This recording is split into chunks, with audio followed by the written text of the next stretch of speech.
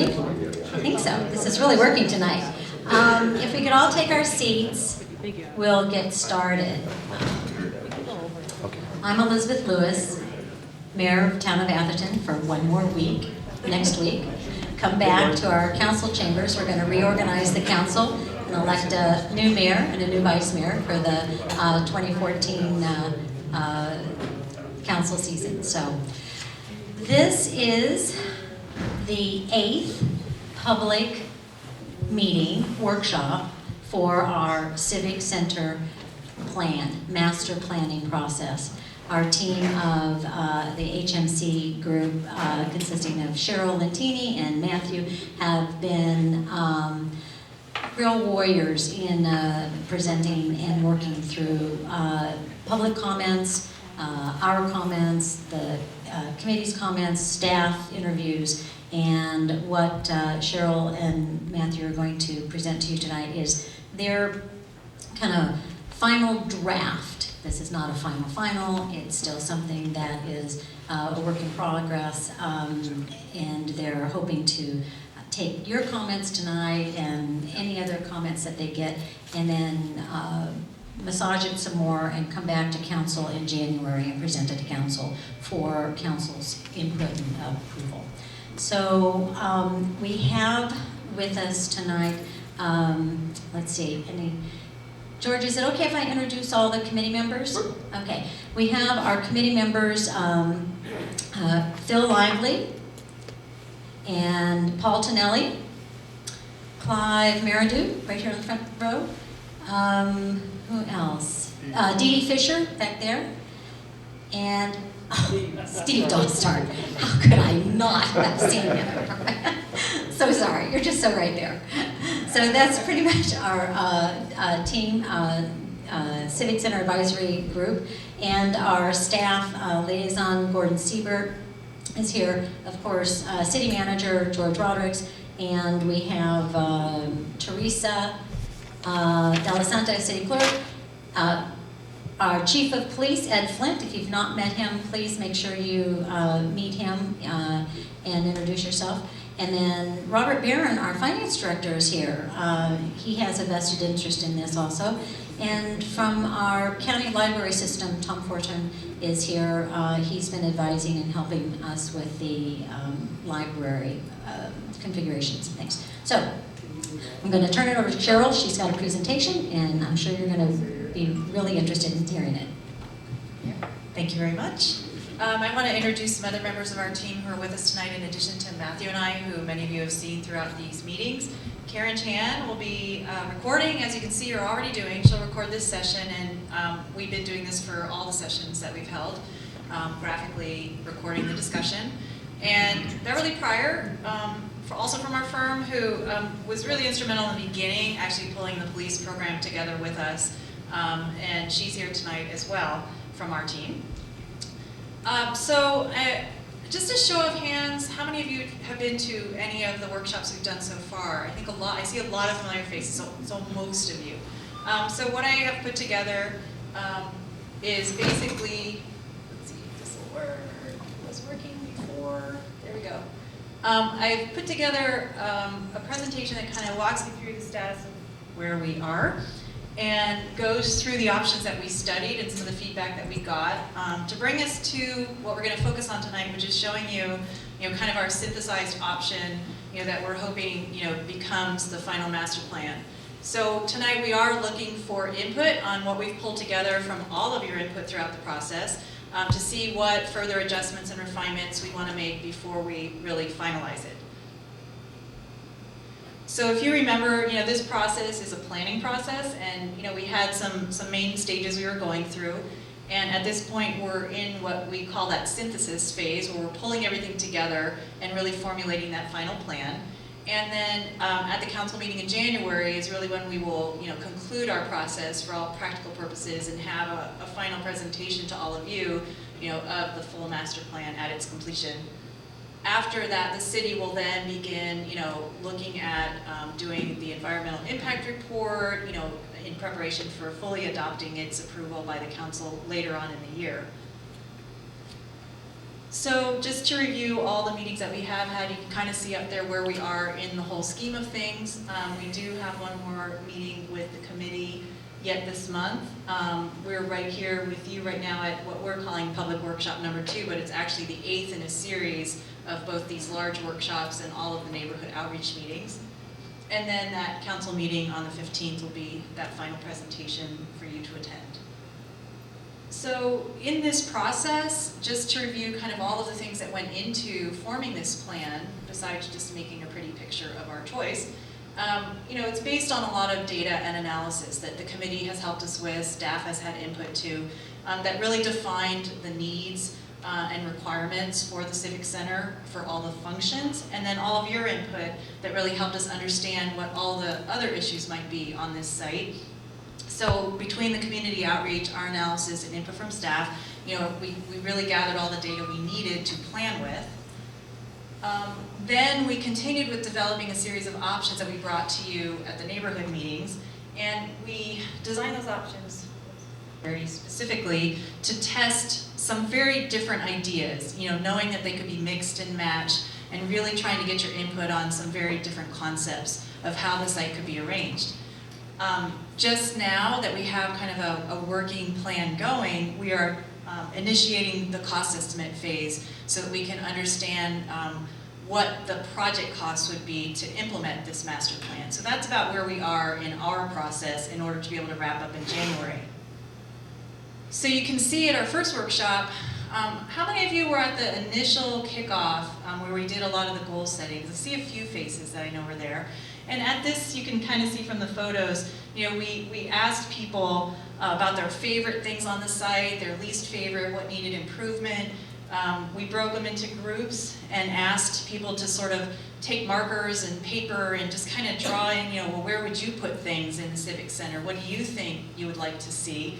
And that began to give us, some of those cues to design with. We also did our own analysis, and I don't know if Matthew, you want to walk through a few things, but there are some key factors and constraints on this site which are important to planning that, in addition to everything that you've told us, that we recognize have to be dealt with. If you want to highlight a few things, Sure. Good evening.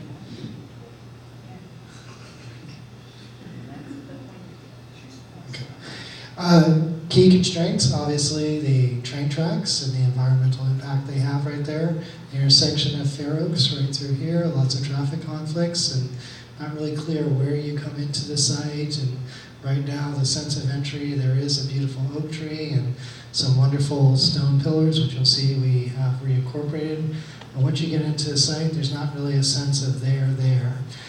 So something you'll see we explored in our schemes. Beautiful stand of redwood trees here, providing lots of protection. And then also traffic conflicts down here at Maple Street, not quite clear where you go, and potential hazards coming around the corner right through here. The connection from Ashfield we learned was very important, so you'll see in the schemes that we maintained that. This area clearly makes for some type of development, just because there's not very many of these green things, which are all your beautiful existing heritage trees. And then one other major factor we learned was the pedestrian connections, the importance of providing those and providing very clear and safe routes of travels for everybody across the site. So with all of that, we developed these 3 distinct options to run by all of you who attended the outreach meetings.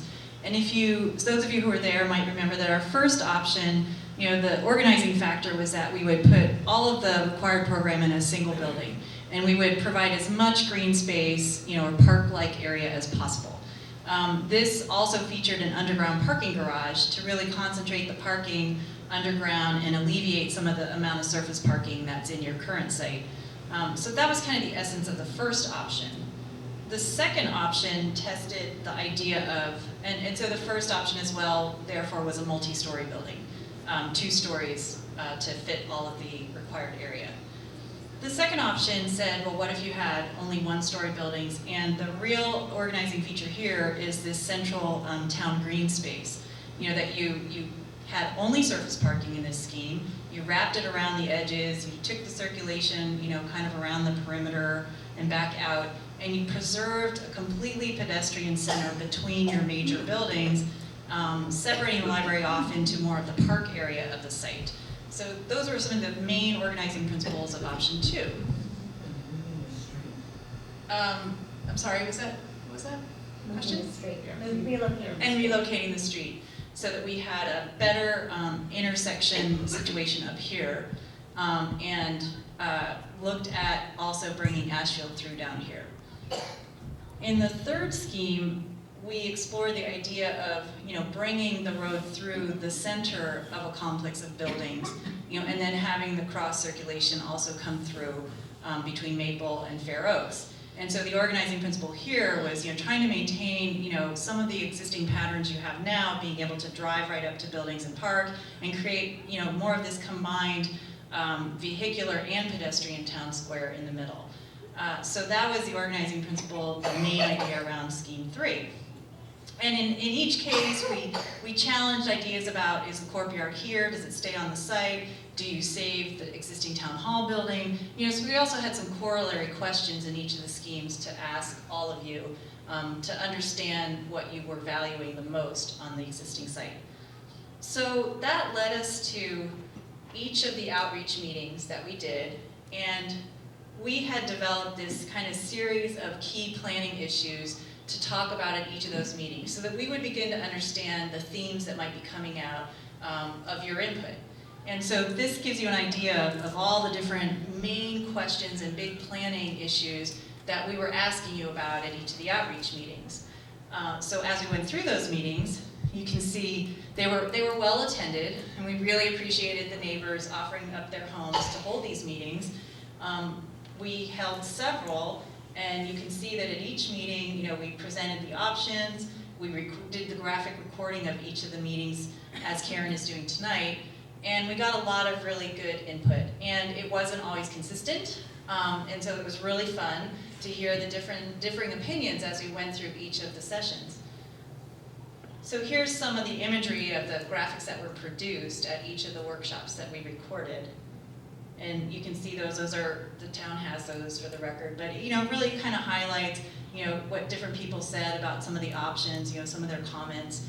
And from that, we developed a synthesis of what we felt, you know, really captured the commonality between all the comments we were hearing to set up the themes for how to produce sort of one organized scheme that addressed all of the input. So to go through what we heard in that synthesis is that there was a preference for 2 buildings, maybe saving the town hall in addition, maybe not, but there was a desire to have the library as its own separate building. I think there was a preference that the library stayed a single story, but that the police and its city administration functions could be in a 2-story building. In the end, most of the public deferred to staff as to where the right place for the public works yard is. And in subsequent follow-up with staff, we've determined that keeping it here is the right thing for the efficient city operations. So you'll see in the scheme that that public works yard is still on site. We also, in going through, we had a couple of options that, in order to realign the streets, required moving the train station. You know, we all felt, and with your input, I think we all agreed that we don't want to go there. So we really shouldn't be developing a scheme that depends on someone else's property being realigned to Atherton's benefit. So our scheme will not require moving the station in order to succeed.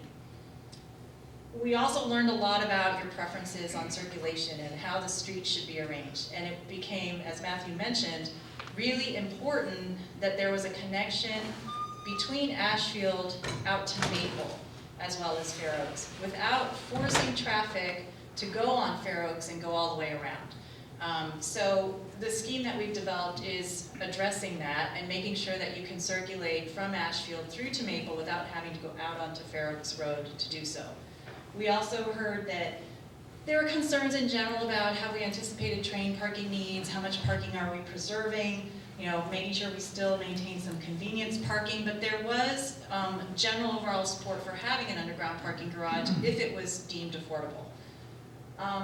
So those were some of the street and vehicular highlights. When it came to park and green space, what we heard was that there really wanted to be some kind of central pedestrian gathering space between the buildings or in front of a main building, some sort of town green or town square, so that there is, some sort of organizing space, outdoor space that does that. That there really needed to be bikeways, pathways, pedestrian walkways that circulated through the site safely to connect both ends of the site. And that there was a goal to maximize preservation of heritage trees, but really to follow the town's own guidelines in how heritage trees need to be treated, and be no different than any resident, who is wanting to construct on their property. And then, there was some further conversation about, well, you might consider an area to create some sort of children's outdoor space near the library. It wasn't felt that it was appropriate to put an actual playground on the site, but perhaps an accessory use, some outdoor space that associated with the library would be nice. So kind of in essence, when you look at our options, it's kind of trying to blend, what we heard in the synthesis was blend some of the features of options 2 and 3 that people really liked, and see how we could come up with a system that captured all of that, and include an underground parking garage. So, with that challenge in front of us, I'm going to have Matthew walk you through the option that we've come up with. And hopefully you'll see as he walks through how we've addressed each of these areas. And then what we'd like to do is, and please feel free to ask questions as Matthew goes through it, but we want to really make sure now to then, as we go through this, open this up to your comments and questions. So, over to you.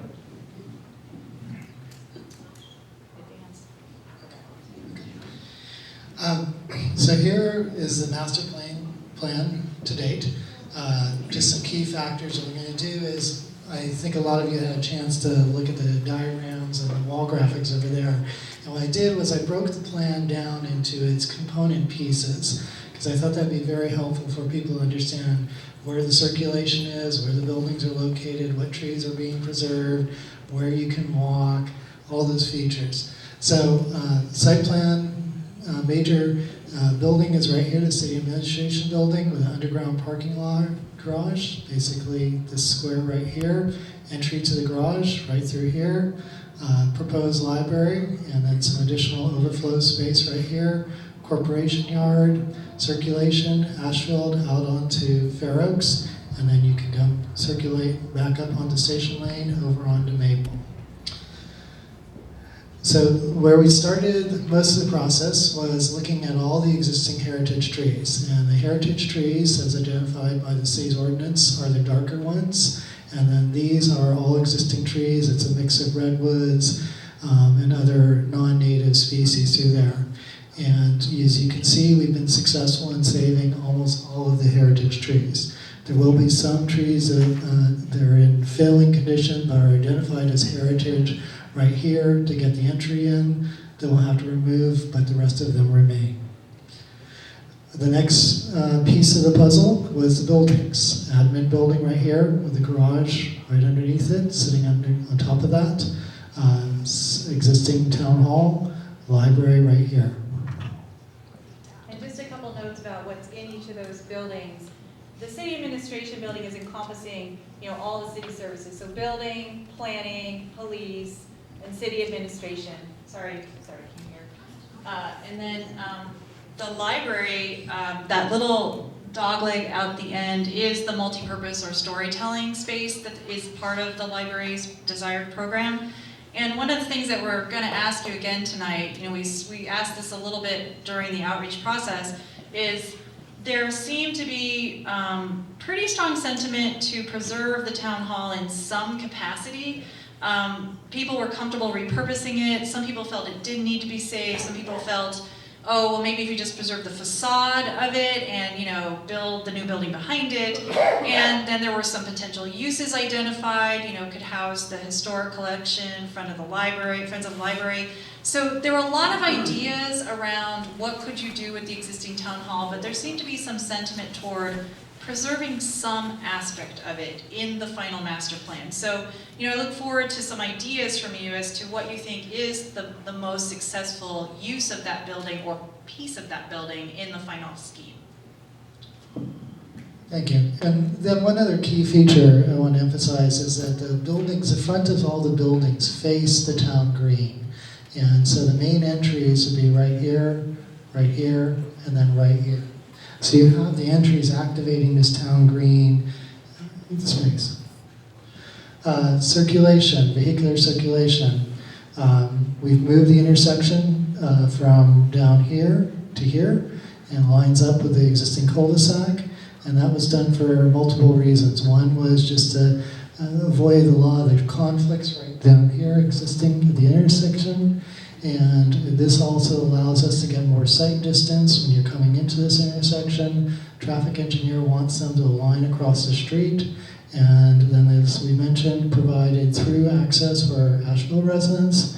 And then you can circulate back up onto Station Lane through here. Garage access is right through here. And this is existing parking that we have to maintain. It's off our property. It's on the Caltrans property right there, and then right here. Next thing we looked at was parking. Garage underneath here, 60 spaces. Down at this area, very convenient, right by the front door. It's about 30 feet away from the front door. 32 spaces, and the vision on these parking areas is that they're going to be what we call in the profession a tabletop. So it's like a plaza that you can drive up onto.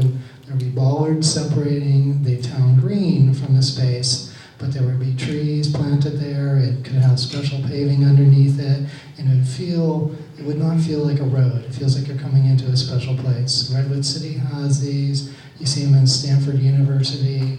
And it's a very nice, subtle way to create a sense of arrival, a sense of place, and also achieve traffic calming. Additional parking would be along the western edge here, and then there would be overflow parking right in here, which would serve the library and the park uses. Pedestrian circulation. We heard loud and clear about the importance of providing pedestrian connections out onto Maple Street, across the site. And these could be multi-purpose pedestrian and bicycle circulation paths. Big plazas in front of all the buildings. And then there would be a series of smaller little courtyards. We were calling the Secret Garden back in through here. One of the wonderful ideas we heard about from the public process was the idea of a garden walk.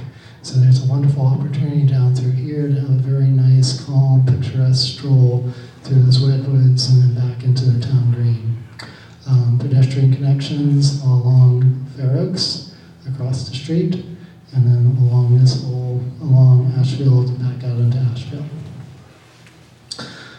Gateways. Gateways we also heard were very important. Major gateway right here at Fair Oaks. We can take those existing brick pylons, move them here. We can create some new ones right here, and then new ones right here. So once again, you get a sense of arrival. This is envisioned as being a major sense of arrival. Could include walls, different paint, plantings, and then here could be more of a lower key, subtle type of entry. Lawn areas and big open spaces, clearly right here in the central green, and then back here in the secret garden. New tree plantings to embellish and create more tree canopy and screen views of some of the other uses. The courtyards will be here. This is envisioned as just an extension of this existing redwood grove, so we could plant this very heavily with evergreen native trees and screen whatever uses are in there. And then this is the back of the building, so once again this would be very heavily planted and screened so that you would not see it from Fair Oaks. And pulling it all together, here's the master plan. I think it's, this would be a plaza space off the library through there. Plazas in front of the city admin building, easy pedestrian access from the parking courts. And I think that's about it. So I think now with that, I mean, that's kind of the end of our formal presentation. So I wanted to open it up and kind of look to you guys for your comments and questions on what we've pulled together. And we'd like to really try and get a good sense of if this has addressed your comments and really is looking like, you know, kind of what you would hope to see happen. So, any comments? Yes, in front. Excuse me. I have a question about Caltrain's comments regarding it, because I'm interested in seeing how that will affect the eastern side. And we're actually working with staff to set up a meeting with Caltrain to actually go through that. So we wanted to get to this point. We have not had a meeting yet. We wanted to be close enough to have something to show them to talk about. So. And you will discuss the electrification possibilities, which seem to be a bit up in the air right now. But We'll try and find out what we can. Yes, in the back. The larger building's a two-story, is that correct? That is correct. Okay, that is correct. And essentially 2 stories with a basement because we have the underground parking underneath it. And there will be a little bit of program type storage space down there as well. I just know that in the neighborhood meetings, the convenience to the post office was a big Mhm. point in my meeting, and yeah. So. And one of the things in this plan is, you know, you're seeing sort of one big footprint for all of the city functions. And I think when design takes place, you know, again, I mean, these aren't necessarily the final shapes and forms of these buildings. I think what we're trying to show is that, you know, if it's important that the post office is the most convenient function to a group of parking spaces, then as the design progresses, the building can be zoned in order to preserve that character. So, you know, I think that that's part of what we're trying to allow for in the planning as well, is not to define the buildings further, but make sure that they are correctly sized to accommodate the functions and flexible enough in where they're located to be able to be massaged, to be able to address those kinds of priorities. Yes? What are the building sizes? So one of the things that, and as we were looking, if you had been familiar with the Blue Ribbon Task Force report, we're a little bit larger than some of the functions defined in that report, but I think that all of the departments have stayed pretty consistent with the figures in that report, which were around, I can't remember. It's, you know, it's all the city departments have had minor growth, so they're similar in size to now, with you know, maybe 10-20% at the most added to them. The library has had a small increase in size, and the multi-purpose room is in addition to the library size as it is now. And then the police has grown 1.5 times its current size to accommodate the functions, and that is in keeping with where the Blue Ribbon Task Force was pretty closely. There's going to be a process when we actually hire, it may be these guys, it may be another firm that does the actual design of the buildings, the interiors, the walls, the rooms. And when we do that, we will look at other cities and make sure that we're not being too lavish or too small. But essentially, the committee had an ad hoc committee, a subcommittee of several people that did an analysis for the police, and the range was 10 to 14, right? Yeah, and that's what we're showing And here. that's what we're Yeah, that's what we're showing. Yeah. Right. So this was about, the city administration building is what the Blue Ribbon Task Force essentially Yeah. looked at. This is about that size. Yep. And then we'll fine tune it when we are actually looking at, can we share more conference rooms? Can we go in with open space? How many private offices? But we haven't gotten that far yet. Well, I heard you saying 10 to 14,000 square feet. For the police. For the police. Correct. Okay, so what is the size of the city administration building, or what is the I think vision it's about ballpark 20,000 feet. size? It's a little over 20,000 About feet. The 20,000. library's 8 or 9, about that. 8 or 9,000? 8 or 9,000. It depends on whether or not that multi-purpose function is provided, because that's adding about 1,500 or 1,600 square feet to it. And that's why the question is, you know, if you want to retain the town hall and repurpose it, do you in addition build another meeting space with the library or not? So, you know, we have some questions about that, because right now we're showing a bit more space than is defined in the programming analysis that we looked at. And part of it is because of the desire to preserve or maintain the town hall building in some capacity. So, that's something that'd be nice to kind of get a feel for, because certainly as you go forward with design, there are a lot of choices you can make with how you actually design the library and how it relates to the town hall building. And you can reduce area in that process based on how you want to reuse the town hall building at that time. It's probably worth calling out if that topic comes up that there's different elevations. So that They are different town hall elevations, has which is an stairs issue. Where these new buildings won't. Yeah, You if have you to kind of yeah, think the through. town hall building, you recall you have to walk up a few steps. So that would be one of the issues to resolve if we tried to marry up the new library with the town hall building. It's just one of those issues that has to be addressed as design would move forward. Yes? So you have considered joining those two buildings? Yeah. One a part of the other? Yeah, I think that's Yeah. perfectly doable. I think that, you can certainly design them to be joined up. They can be directly connected. They can have a breezeway between them, so that you can stay indoors. You can make a courtyard between them to move between them. I think there are many ways when design proceeds that you could literally make it feel like one whole experience and connect the new library building to the town hall. One thing we didn't talk about, Cheryl, was how big is the town hall, the main chamber, compared to the multi-purpose room? Slightly smaller, but really close. Yeah. So the thing about it is it's not the greatest shape, but it's pretty close in size to what would become kind of the main space in the multi-purpose room as programmed, because the whole building's about 1,800 square feet, and the little wings, take off, 300-400. At the front deck. Right, and then, so you have about 1,300 or 1,400 left, and the multi-purpose room was 1,500 or thereabouts. So it's close. It's not the most ideal shape, maybe, but it can be functional as a meeting space. Could you remind us of where the multi-purpose room is you're talking about? Yes.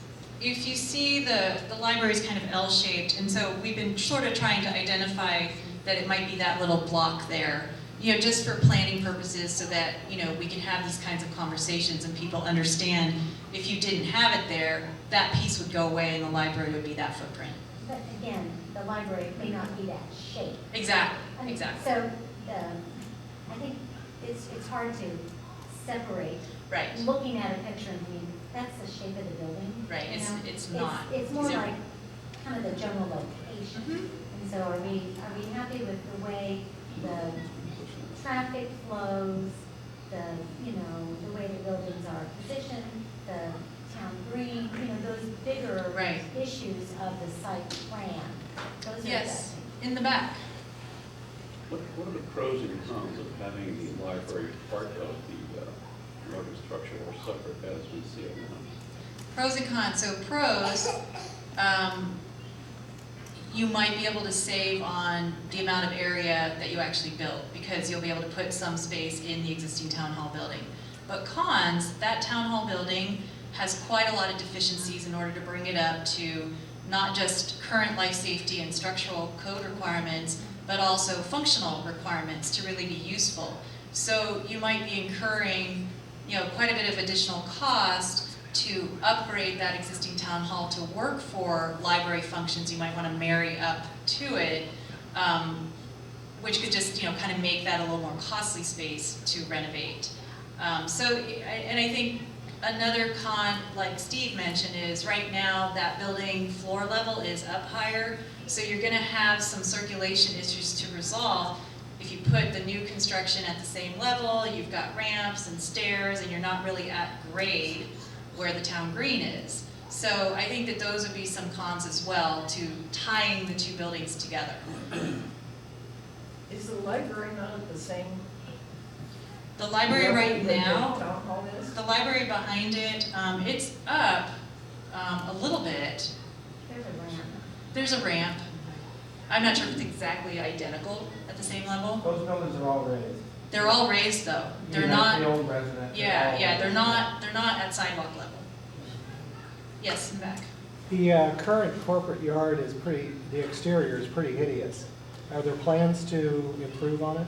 Yeah, if this, the idea here, this is a planning diagram, but when this project is designed, we're certainly envisioning not just landscape screening, but there are a lot of courtyards that have solid walls around them that can be quite attractive from the outside. So I think you can do virtually anything you want to enclose it and really screen it heavily from the rest of the Civic Center site so that it is attractive from the outside. Even the gates can be obscured so that even driving by the entrance, you're not like peering into the courtyard functions directly. So I think there's a lot that can be done, you know, when you really went to design the courtyard enclosure. Yes? What happened to the earlier thoughts of putting a berm up there? It was way too big to be effective and took up half the site. If you know, when you start to do the calculation of how high it has to be to actually impact the train noise, if you didn't want to just put up a big wall and you really wanted to do either half a slope or a full mound, it literally started creeping into about, what, this far, Matthew? I mean, it was almost like starting to take up a third to half of the site width. And we couldn't afford that in that direction.